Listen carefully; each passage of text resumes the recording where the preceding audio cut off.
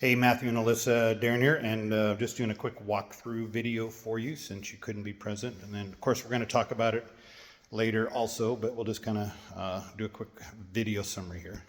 So I always start on the inside, but we'll just talk about the outside real quick. 2018, well-maintained home, didn't really see any issues out there. I take a ton of pictures and videos if there's any issues to note.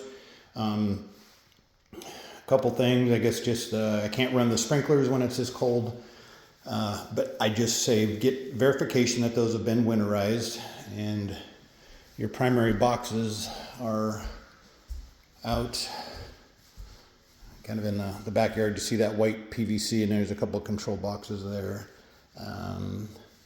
From there up on the roof, again, fairly new roof. The only thing I noted up there, and I do a video when I'm up there also, the rubber boots for the black pipe penetrations are not very robust. They kind of used a cheaper model there, and I've got some pictures and video of that.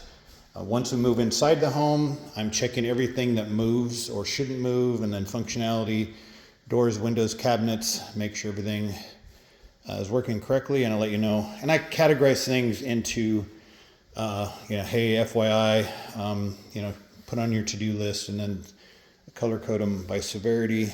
Orange should be addressed and then red, of course, is anything that needs immediate attention.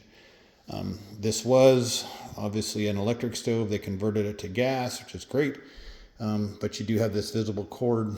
It's not really a defect, but it would be obviously better if you put a cord behind there to hide that.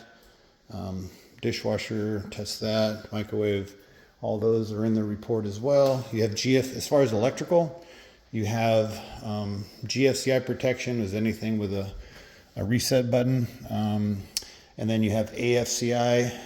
So this GFCI protects you from shock, and then AFCI is in the bedrooms, and that's if a TV was shorting out. And I've got some pictures of what that looks like in the breaker panel. If those were ever to trip, that's where you would reset that. Let's see. Not much else to talk about down here. Let me grab my flashlight.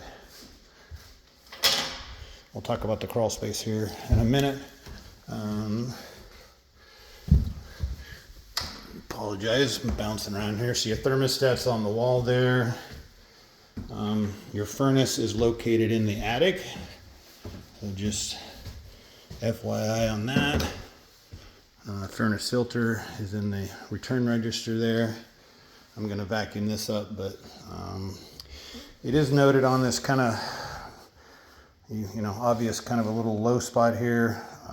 I took another video of that, but I don't feel any mushiness. But yeah, there's obviously a little bit of a depression there, but I don't think it's anything structurally to worry about. Bedrooms all look good, and just FYI, so these vents on top are just to allow airflow in and out of the rooms, so that's great. I did note that, there's not any handles on any of these cabinets, which is kind of different. So yeah, not necessarily a defect, but probably recommend putting those in place. The one serious issue up here is there is an active water leak right here, and typically I would expect that just to go into the drain, but there is some water, so maybe it was draining when it was hooked up to the washer and dryer, but there's definitely some moisture in the floor right in here. Now, I did check down in the ceiling right below this, and I don't think it's gone down any further than just the floor right here.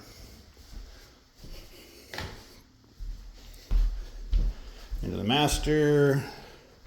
Only thing I noted in this shower was that, again, missing hardware on here. We talked about this in a separate video, but this is very loose. That needs to be tightened behind the wall.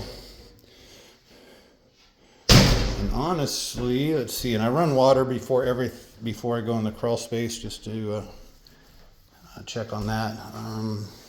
Crawl space looks great. Didn't see any issues down there at all. And that's pretty much it. Let me know if you have any questions.